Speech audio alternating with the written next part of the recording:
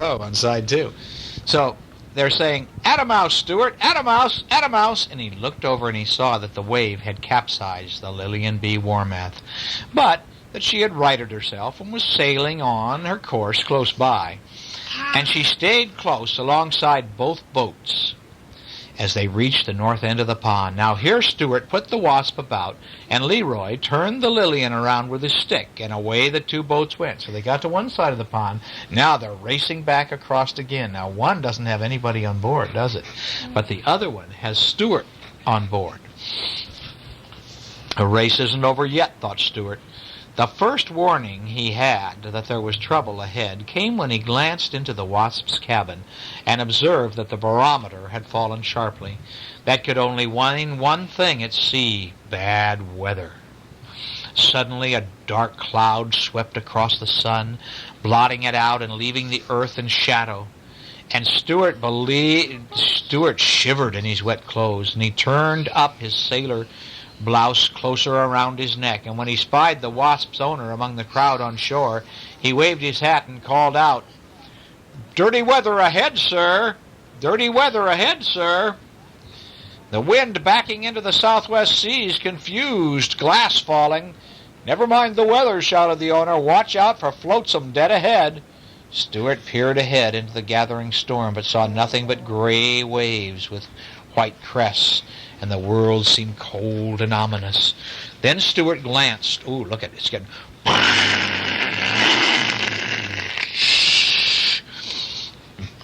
Then Stuart glanced behind him, and then came the sloop, boiling along fast, rolling up a bow wave and gaining steadily. "Look out, Stuart! Look out where you're going!"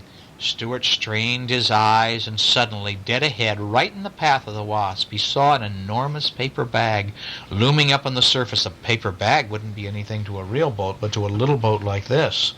Oh, so here's this paper bag on the surface, and probably like a grocery sack, and the bag was empty and riding high, and its opened end gaping wide like the mouth of a cave, and Stuart spun the wheel over, but it was too late. The Wasp dove her bowsprit straight into the bag, and with a fearful whoosh, the schooner slowed down and came up into the wind with all her sails flapping. And just at this moment, Stuart heard a splintering crash, and he saw the bow of the Lillian plow into his riggings, and he felt his whole ship tremble from stern to stern with the force of collision. The people on shore watched out into the lake, and they said, "A collision! A collision!" Do you know what a collision means? It's where they crash into each other. In a jiffy, the two boats were in a terrible tangle.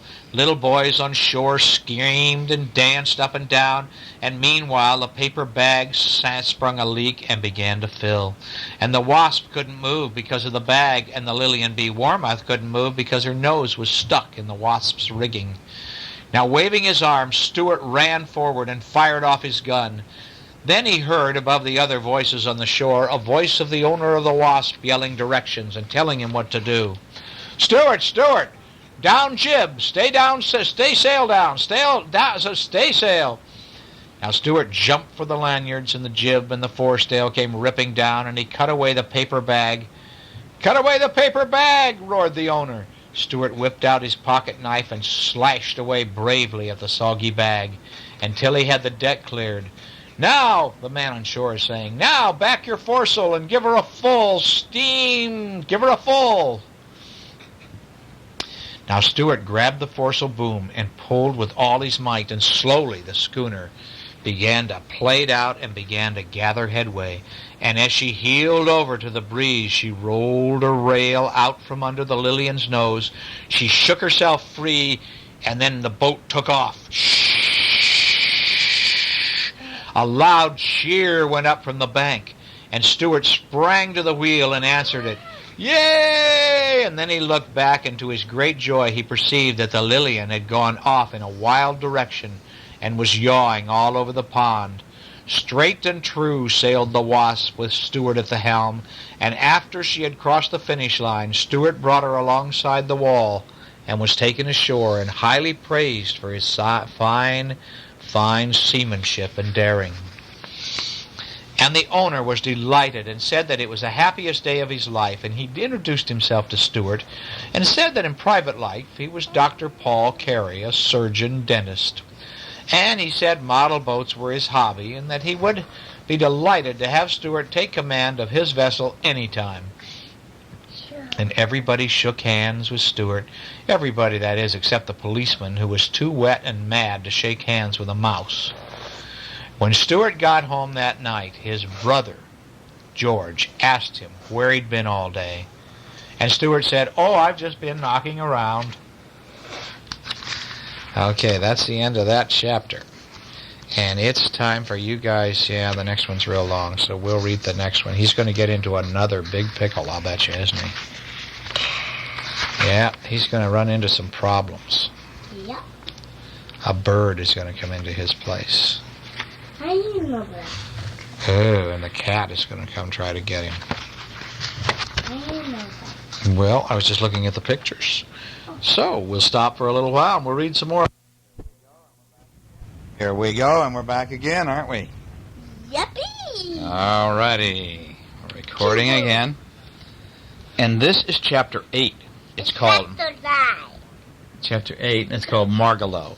No, it's that's Virgo. Yeah, that's Well, I don't know. It says, because he was so small, Stuart was often hard to find around the house.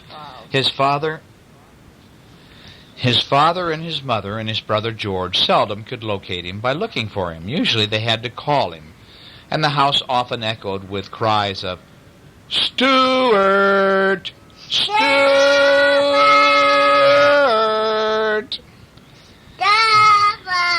Well, you would come into a room and he might be curled up in a chair, but you wouldn't see him. Mrs. Little was in constant fear of losing him and never finding him again because he was so little. She even made him a tiny cap, such as hunters wear, so that he would be easier to see. Well, now one day, when Stuart was 7 years old and was in the kitchen watching his mother make tapioca pudding, he was feeling hungry, and when Mrs. Little opened the door to the electric refrigerator to get something, Stuart slipped inside to see if he could find a piece of cheese. Well, he supposed, of course, his mother had seen him, and when the door swung shut, he realized he was locked in, and it surprised him greatly. "Help!" he called. "It's dark in here, and it's cold in this refrigerator. Help! Let me out! I'm getting colder and colder." But his voice was not strong enough to penetrate the thick wall, and in the darkness he stumbled and fell into a saucer of prunes, and the juice was cold. And Stuart shivered, and his teeth chattered together, and it wasn't until a half hour later that Mrs. Little again opened the door and found him standing on a butter plate, beating his arms together, trying to keep warm, and blowing on his hands and hopping up and down. See him there? Yeah. Poor Stuart got locked in the refrigerator, didn't he? Ah. "Mercy!" she cried. "Stuart, my poor little boy." "How about a nip of brandy?" said Stuart. "I'm chilled to the bone." But his mother made him some hot broth instead and put him to bed in a cigarette box with a doll's hot water bottle against his feet. Even so, Stuart caught a bad cold, and this turned into bronchitis, and Stuart had to stay in bed for almost 2 weeks. Now, during his illness, the other members of the family were extremely kind to Stuart. Mrs. Little played tic-tac-toe with him, and George made up a soap bubble pipe and a bow and an arrow, and Mr. Little made him a pair of ice skates out of 2 paper clips. Look at his ice skates. Because he's sick in bed, isn't he? Yeah. Well, then one cold afternoon, Mrs. Little was shaking her dustcloth out the window when she noticed a small bird lying on the windowsill. Apparently it was dead. She brought it in and put it near the radiator. In a short while it fluttered its wings and opened its eyes. And it was a pretty little hen bird, brown with a streak of yellow on her breast. And the Littles didn't agree on what kind of bird she was. "Well, she's a wall-eyed vireo," said George scientifically. "I think she's more like a young wren," said Mr. Little. Anyway, they fixed a place for her in the living room, and they fed her, and they gave her a cup of water. And soon the little bird felt much better and went hopping around the house, examining everything with the greatest care and interest. And presently she hopped upstairs into Stuart's room where he was lying in bed. "Hello," said Stuart. "Who are you, and where did you come from?" "Well, my name is Margalo," said the bird softly in a musical voice. "I come from the fields once tall with wheat, from pastures deep in fern and thistle. I come from vales of meadow-sweet, and I love to whistle." Well, now Stuart sat bolt upright in bed and said, "Say that again," he said. "I can't," said Margalo. "I have a sore throat." "So have I," said Stuart. "I've got bronchitis." "You better not get near me. You might catch it." "Oh, I'll stay right here by the door," said Margalo. "You can use some of my gargle if you want to," said Stuart. "And here are some nose drops, and I have plenty of Kleenex." "Well, thank you very much. You're very kind," replied the bird. "Did they take your temperature?" asked Stuart, who was beginning to genuinely be worried about his new friend's health. "No," said Margalo, "but I don't think it was necessary." "Well, we'd better make sure," said Stuart, "because I would hate to have anything happen to you. Here, look at just like you had to do tonight. Taking his temperature, the bird's temperature." He tossed her the thermometer, and Margalo put it under her wing, and she and Stuart sat very still for 3 minutes. Then she took it out and looked at it, running it slowly, looking at it, turning it slowly. "Normal," she announced. Well, Stuart felt his heart leap with gladness. It seemed to him that he had never seen a creature so beautiful as this tiny bird, and he already loved her. "I hope," he remarked, "that my parents have fixed you up with a decent place to sleep." "Oh, yes," Margalo replied. "I'm going to sleep in the Boston Fern on the bookshelf in the living room. It's a nice place for a city location. And now, if you'll excuse me, I think I shall go to bed. I see it's getting dark outside, and I always go to bed when the sun goes down. Good night, sir." "Oh, no. Please don't call me sir," said Stuart. "Call me Stuart. My name is Stuart." "Very well," said the bird. "Good night, Stuart." And she hopped off with light, bouncing steps. "Good night, Margalo," called Stuart. "See you in the morning." Well, Stuart settled back under his bedclothes again. "There's a mighty fine bird," he whispered, and he sighed a tender sigh. And when Mrs. Little came in later to tuck Stuart in for the night and to hear his prayer, Stuart asked her if she thought the bird would be quite safe sleeping down in the living room. "Quite safe, my dear," replied Mrs. Little. "Well, what about that cat, Snowbell?" asked Stuart sternly. "Snowbell won't touch the bird," his mother said. "You can go to sleep and forget all about it." And Mrs. Little opened the window and turned out the light. Well, Stuart closed his eyes and lay there in the dark, but he couldn't seem to go to sleep. He tossed and turned, and the bedclothes got all rumpled up, and he kept thinking about the bird downstairs asleep in the fern. And he kept thinking about Snowbell the cat, and about the way Snowbell's eyes would gleam. And finally, unable to stand it any longer, he switched on the light. "There's something in me that just doesn't trust that cat," he muttered. "I can't sleep knowing that Margalo is in danger." And so, pushing the covers back, Stuart climbed out of bed.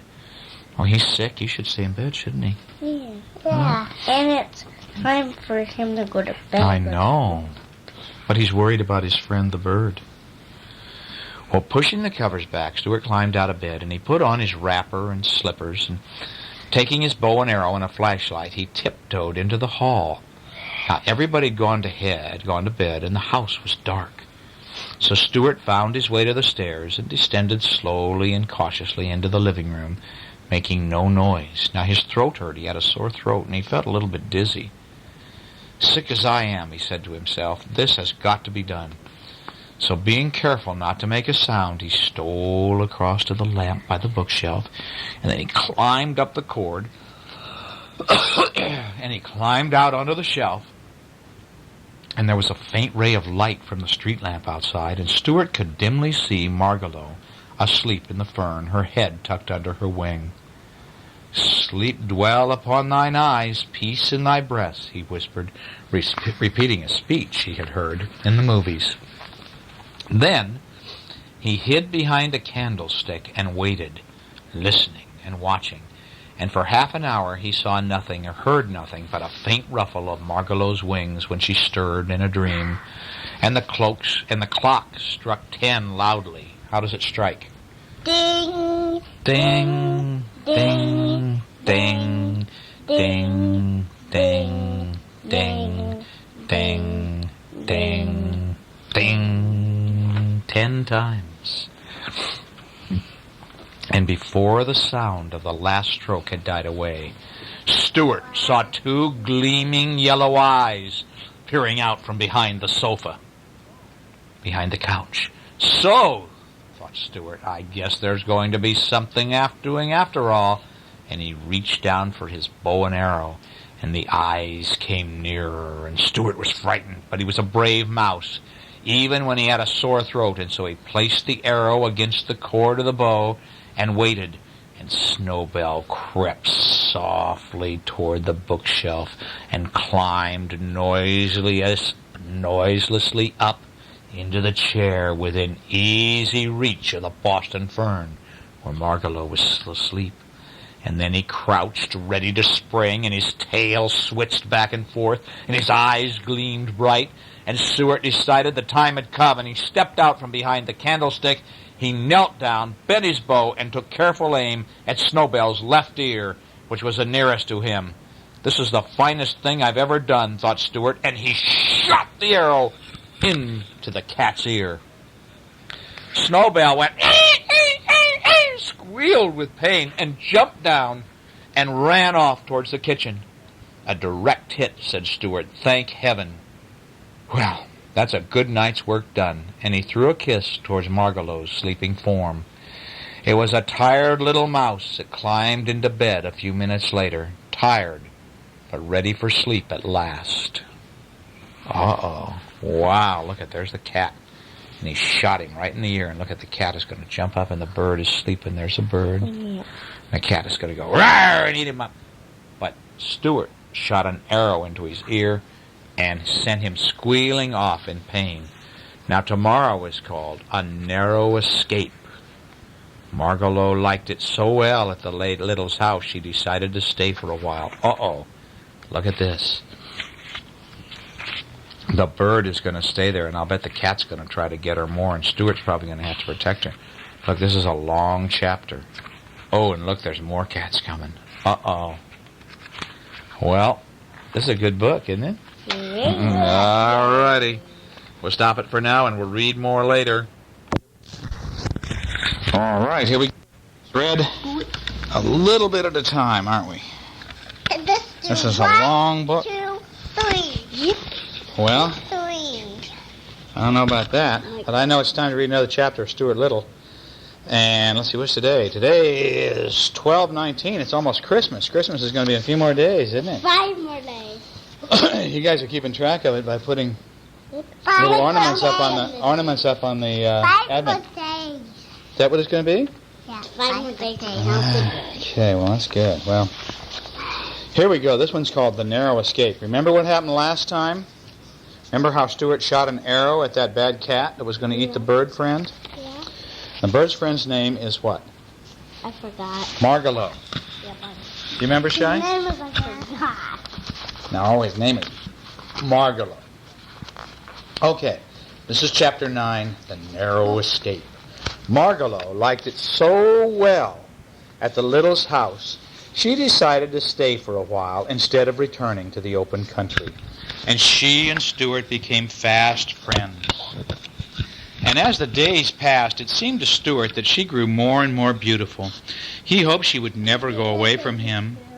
Well, one day Stuart had recovered from bronchitis, and he took his new skates and put on his ski pants, and then he went out to look for an ice pond. And he didn't get very far. The minute he stepped out into the street, he saw an Irish Terrier, which is a dog. So he had to shinny up an iron gate and jump into a garbage can, where he hid in some old celery that people had tossed away into the garbage. Poor Stuart. Look at him. Here he is. Shai, did you see him here? He's in the garbage can. There he is. He's inside the celery stalks. Why did he go to the garbage can? And well, because he was afraid the dog was going to get him. Now, while he was there in the garbage can, waiting for the dog to go away, the garbage truck from the Department of Sanitation drove up to the curb, and two men picked up the garbage can, and Stuart felt himself being hoisted into the air. He peered down over the side and saw that in another instant he and everything in the can was going to be dumped into the garbage truck. If I jump now, I'll kill myself, thought Stuart. So he ducked back into the can and waited, and the man threw the can with a loud boom into the truck, where another man grabbed it, turned it upside down, and shook everything out. Stuart landed on his head, buried 2 feet deep in wet, slippery, yucky garbage, all over his head. Like if we had it all the way up to the ceiling, just about, it would seem like. Garbage over his head. All around him was garbage, smelling strong, and under him and over him, on all 4 sides of him, was garbage. Just an enormous world of garbage and trash and stinky smell. And it was a messy spot to be in. He had egg on his trousers, and he got butter on his hat, and gravy on his shirt, and orange pulp in his ear, and banana peel wrapped around his waist. And still hanging onto his skates, Stuart tried to make his way up to the surface of the garbage. But the footing was bad, and he climbed a pile of old, yucky coffee grounds. But near the top of the grounds, it gave way under him, and he slid down and landed in a pool of leftover rice pudding. I'll bet I'm going to be sick in my stomach before I get out of this, said Stuart. And he was anxious to work his way up to the top of the pile because he was afraid of being squashed by the next can of garbage that came on top of him. When at last he did succeed in getting to the surface, tired and smelly, he observed that the truck was not making any more collections, but was rumbling rapidly along. And so Stuart glanced up at the sun. We're going east, he said to himself. I wonder what that means. And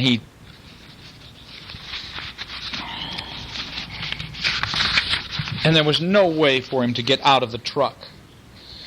The sides were too high, and he just had to wait. And when the truck arrived at the East River, which borders New York City on the east, and which is rather dirty, but a useful river, the driver drove out onto the pier. He backed up to a garbage scow and dumped his load way down into the boat. Look at this, on the water below. Now Stuart went crashing and slithering along with everything else, and hit his head so hard that he fainted and lay quite still as though he were dead. And he lay that way for almost an hour, and when he recovered his senses, he looked about him and saw nothing but water. The garbage scow was being towed out to sea, out into the middle of the ocean. Well, thought Stuart, this is about the worst thing that could happen to anybody. I guess this will be my last ride in this world. For he knew that the garbage would be towed 20 miles out and dumped into the Atlantic Ocean. I guess there's nothing I can do about it, he thought hopelessly. I'll just have to sit here bravely and die like a man. But I wish I didn't have to die with egg on my pants and butter on my hat and gravy on my shirt and orange pulp in my ear and banana peel wrapped around my middle. The thought of death made Stuart sad, and he began to think of his home and his father and mother and brother, and of Margalo and Snowbell, and how he loved them all but Snowbell, didn't love her, and of what a pleasant place his home was, especially in the early morning with the light just coming in through the curtains and the household stirring and waking. And the tears came into his eyes when he realized that he would never, ever see them again. He was going to be dumped into the middle of the Atlantic Ocean. And he was still sobbing when a small voice behind him whispered, "Stuart!" And he looked around through his tears, and there, sitting on some Brussels sprouts and other garbage, was Margalo.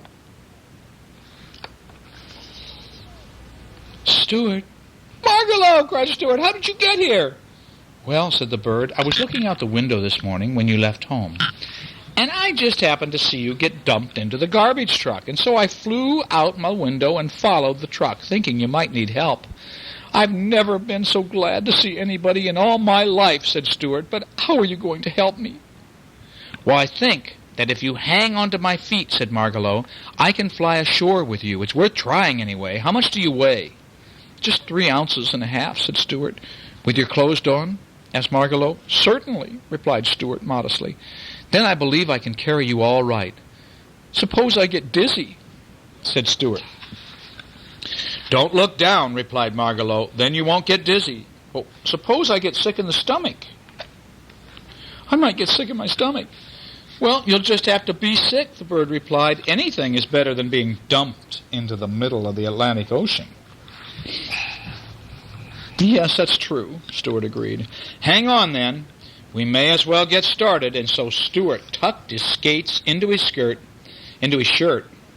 He stepped gingerly upon a tuft of lettuce and took a firm grip of Margalo's ankles.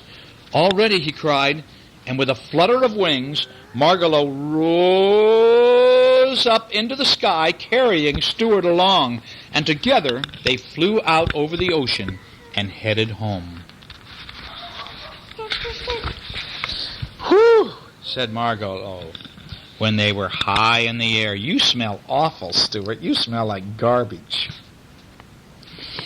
"I know I do," he replied gloomily. "I hope it isn't making you feel bad." "Well, I can hardly breathe," she answered, "and my heart is pounding in my breast. Isn't there something that you could drop to make yourself lighter?" "Well, I could drop these ice skates," said Stuart. "Goodness me," the little bird cried. I didn't know that you were carrying your skates hidden in your shirt. Toss those heavy skates away quickly, or we'll both come down in the ocean and perish." So Stuart threw his skates away and watched them fall down, down, until they disappeared into the gray waves below. "Whew, that's better," said Margalo. "Now we're all right. I can already see the towers and chimneys of New York." And so 15 minutes later, in they flew through the open window of the Littles' living room, and they landed on the Boston Fern. And Mrs. Little, who had left the window up when she missed Margalo, was glad to see them back, for she began to worry. And when she heard what had happened, and how near she had come to losing her little boy, she took Stuart in her hand, even though his clothes smelled nasty, and she kissed him. And then she set him upstairs to take a bath, and she sent George out to take Stuart's clothes to the cleaner. "What was it like out there in the Atlantic Ocean?" inquired Mr. Little, who had never been very far from home. So Stuart and Margalo told all about the ocean and the gray waves curling with white crests, and the gulls in the sky, and the channel buoys, and the ships, and the tugboats, and the wind that makes sound in your ears. And Mr. Little sighed, and he said that one day he hoped to get away from business long enough to see all those fine things. And everyone thanked Margalo for saving Stuart's life. And at supper time, Mrs. Little presented her with a tiny cake which had seeds sprinkled on the top. That cake is bigger than Margalo. Look at the picture. Not good, huh? See the cake? Should we read another chapter? Yeah. All right, this is chapter 10. It's called Springtime. Now, Snowbell the cat enjoyed nighttime more than daytime. Perhaps it was because his eyes liked the dark. But I think it was because there are always so many worthwhile things doing out in New York at night. And so Snowbell had several friends in the neighborhood, and some of them were house cats. Others were store cats. He knew a Maltese cat in the A&P, which is a grocery store, and a white Persian in the apartment next door, and a tortoiseshell in the delicatessen, and a tiger cat in the basement of the branch library, and a beautiful young Angora who had escaped from a cage in a pet shop on 3rd Avenue. And that cat had gone to live a free life out on her own in the tool house of the small park near Stuart's home. Now, one fine spring evening, Snowbell had been calling on the Angora in the park, the other cat. Now, he started home late, and it was such a lovely night. She said that she would walk along with him to keep him company. Well, when they got to Mr. Little's house, the two cats sat down at the foot of a tall vine. There they are. Here's the kitties. See, Shy? Yeah. See, there's the two kitties. They walked home together, back to the Little's house, and they sat down out here in front of this tall vine, which ran up the side of the house, past George's bedroom. Now, the vine was useful to Snowbell because he could climb it at night and climb into the house through George's open window. Snowbell began telling his friends about Margalo and Stuart. "Goodness," said the Angora cat, "you mean to say you live in the same house with a bird and a mouse, and you don't do anything about it? You don't eat them?" "Goodness," said the Angora cat, "you mean to say you live in the same house and you don't eat them? Well, that's the situation," replied Snowbell, "but what can I do about it? Please remember that Stuart is a member of the family, and the bird is a permanent guest like myself." "Well," said Snowbell's friend, "all I can say is you've got more self-control than I have, because I would go and eat them up." "Doubtless," said Snowbell. "However, I sometimes thinks I've got too much self-control for my own good. I'm probably nervous and upset lately, and I think it's because I've been holding myself in." The cats' voices grew louder, and they talked so loudly that they never heard a slight rustling in the vine a few feet above their heads. And it was a gray pigeon who had been asleep there, and who had been awakened at the sound of the cats and began to listen. "This sounds like an interesting conversation," said the pigeon to himself. "Maybe I'd better stay around and see if I can learn something about what these cats are talking about." "Shy, honey, leave those alone. Come on, don't you want to listen to this?" "You leave it alone unless it's on, sweetie." "Look here," he heard the Angora cat say to Snowbell. "I admit that the cat has a duty towards its people, and that under circumstances it would be wrong for you to eat Margalo. But I'm not a member of your family, and there's nothing to stop me from eating her, is there?" "Nothing that I can think of offhand," said Snowbell. "Then here I go," said the Angora cat, and he started up the vine. Now the pigeon was wide awake by this time, ready to fly away, but the voices down below continued. "Wait a minute," said Snowbell. "Don't be in such a hurry. I don't think you'd better go in there tonight." "Why not?" said the cat. "Well, for one thing, you're not supposed to enter our house. It's unlawful entry, and you might get into trouble." "I won't get into any trouble," said the Angora cat. "I'm going to go in and eat Stuart Little and eat Margalo." "Please wait till tomorrow night," said Snowbell. "Mr. and Mrs. Little will be going out tomorrow night, and you won't be taking such a risk. It's for your own good I'm suggesting this." "Oh, all right," said the Angora cat. "I guess I can wait. But tell me where I'll find the bird after I do get in." "Oh, that's simple," said Snowbell. "Climb this vine, enter George's room to the open window, then go downstairs, and you'll find the bird asleep in the Boston fern on the bookcase." Said the Angora cat. "Easy enough," licking her chops. "I'm obliged to you, sir. I'm coming back to eat them." "Well, the old thing," whispered the pigeon to himself. And he flew away quickly to find a piece of writing paper and a pencil, and Snowbell said good night to his friend and climbed up the vine and went to bed. Now the next morning Margalo found a note on the branch of her fern when she woke. It said, "Beware of a strange cat who will come by night." It was signed a well-wisher. The pigeon left a note to tell Margalo that this Angora cat was going to come and try to eat him. So she kept the note under her wing all day long, wondering what she had better do. But she didn't dare show it to anyone, not even to Stuart. She wouldn't eat. She was so frightened. She couldn't even eat. "What had I better do?" she kept saying to herself. Finally, just before dark, she hopped up to an open window, and without saying anything to anybody, she flew away. It was springtime, and she flew north just as fast as she could, because something inside her told her that north was the way for a bird to go when spring comes to the land. Oh, so Margalo went away.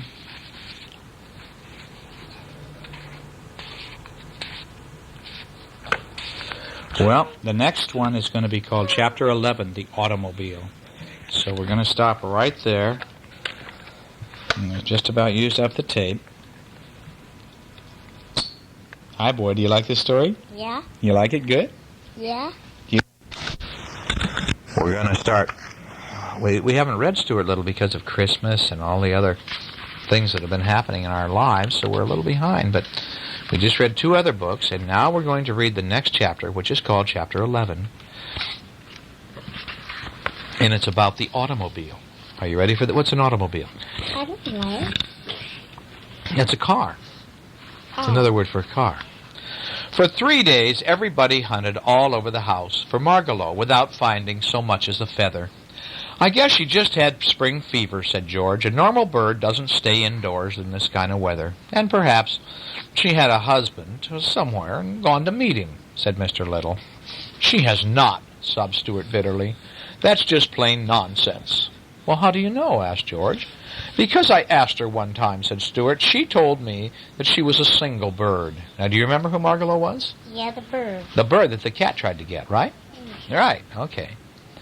"Because I asked her one time," said Stuart, "she told me she was a single bird." Well, now, everybody questioned Snowbell closely, but the cat insisted that she knew nothing about Margalo's disappearance.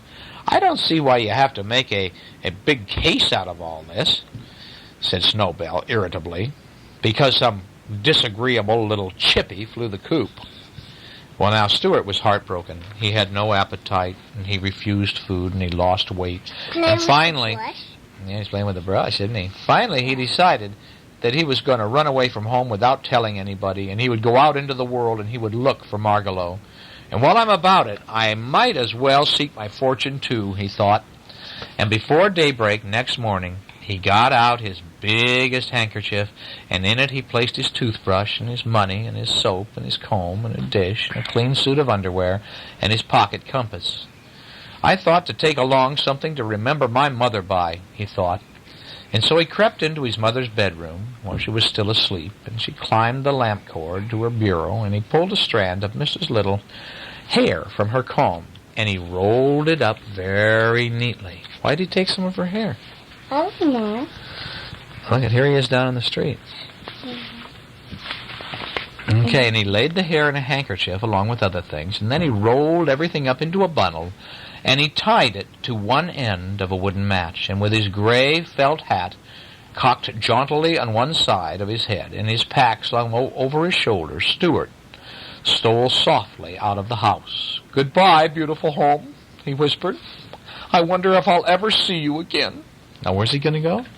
To find Margalo. He's going to go try to find Margalo. Did you see that? Okay. Well, now, Stuart stood uncertainly for a moment in the street in front of the house, and the world was a big place. And he didn't know where to go to look for a lost bird. He didn't know to go north or south or east or west. Which way should he go? Well, now, Stuart decided that he needed advice on some important matters, and so he started uptown, to find his friend, Dr. Carey, the surgeon-dentist, owner of the schooner, the Wasp. Well, remember when he was on the boat and he rode around the boat? Well, he's going to go find that guy, the guy who owned the boat. Well, the doctor was glad to see Stuart, and he took him right into his inner office where he was busy pulling a man's tooth.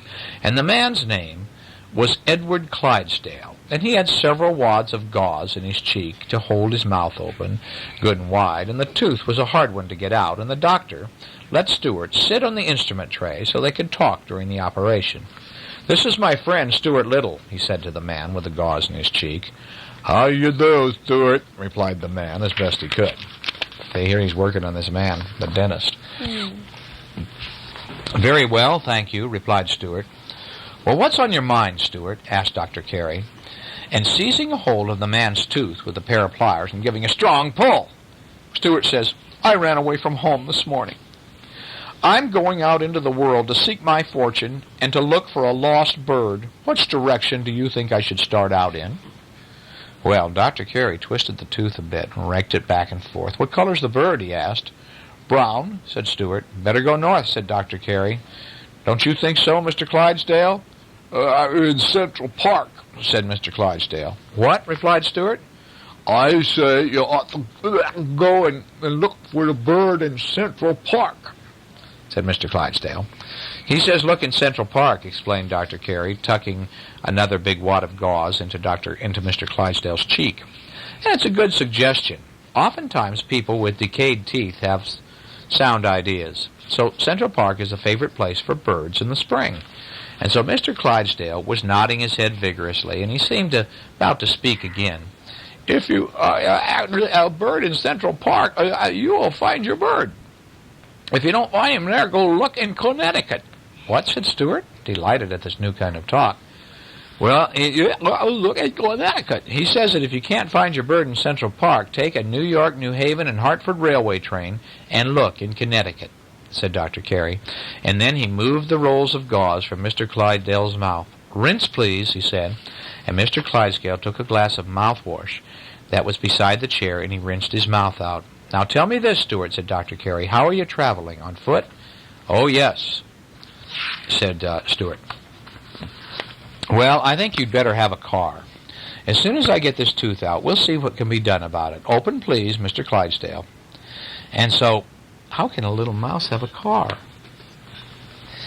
Well, Dr. Carey grabbed the tooth with the pincers again, and this time he pulled so long and so hard and with such determination that the tooth popped out, which was a great relief to everybody, particularly to Mr. Clydesdale. The doctor then led Stuart into another room, and from a shelf he took a tiny automobile about 6 inches long, the most perfect miniature automobile Stuart had ever seen. It was bright yellow with black fenders, a streamlined car of graceful design. He said, I made it myself, Stuart. I enjoy building model cars and boats and other things when I'm not pulling out teeth. He says the car has a real gasoline motor in it. It has quite a good deal of power. Do you think you can handle it, Stuart? Oh, certainly, said Stuart. And he looked at the driver's seat and he blew the horn. But isn't it going to attract too much attention? Won't everybody stop and stare at such a small automobile? Well, they would if they could see you, replied Dr. Carey, but nobody will be able to see you in the car. Why not? Said Stuart. Because this automobile is a thoroughly modern car. It's not only noiseless, it's invisible. Nobody can see it. I can, said Stuart. Push that little button, said the doctor, pointing to a button on the instrument panel. Stuart pushed the button, and instantly the car vanished from sight. It's an invisible car. Now push again, said the doctor. How can I push it when I can't see it? Asked Stuart. Feel around for it. So Stuart felt around until his hand came in contact with the button, and it seemed like the same button, and Stuart pushed it, and he heard a slight grinding noise and felt something slip out from under his hand. Hey, watch out, yelled the doctor. You pushed the starter button. She's off. There she goes. She's away. She's loose in the room. Now we'll never catch her. Now they got an invisible car who's roaring around the room, knocking over the wastebasket. Mercy, oh mercy, Stuart cried when he realized what he had done. It was a very awkward situation. Neither Dr. Carey nor Stuart could see the little automobile.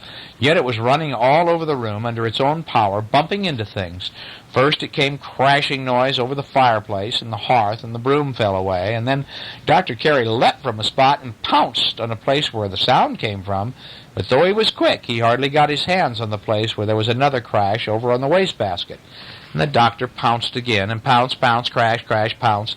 And the doctor was racing all over the room, trying to jump and miss, and it was almost impossible to catch the speedy little invisible model automobile, even though he was a good dentist. Oh, oh, cried Stuart, jumping up and down. I'm sorry, Dr. Carey, I'm so sorry. Get a butterfly net, shouted the doctor. I can't, said Stuart. I'm not big enough to carry a butterfly net. That's true, said Dr. Carey. I forgot. My apologies, Stuart.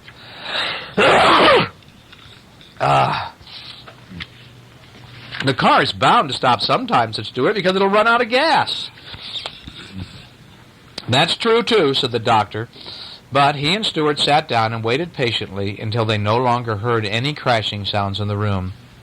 And then the doctor got down on his hands and knees and crawled all over, feeling here and there until at last he found the car.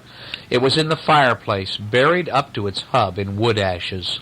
And the doctor pressed the proper button, and there it stood in plain sight, its front fenders all crumpled, and its radiator leaking, and its headlights broken, and its windshield was all cracked and broken, and its right rear tire was punctured, and quite a bit of yellow paint was scratched off the hood. It was a wreck.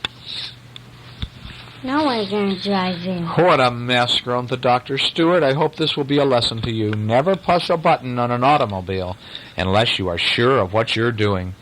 Yes, sir, answered Stuart, his eyes filled with tears, and each tear bringing smaller than a drop of dew.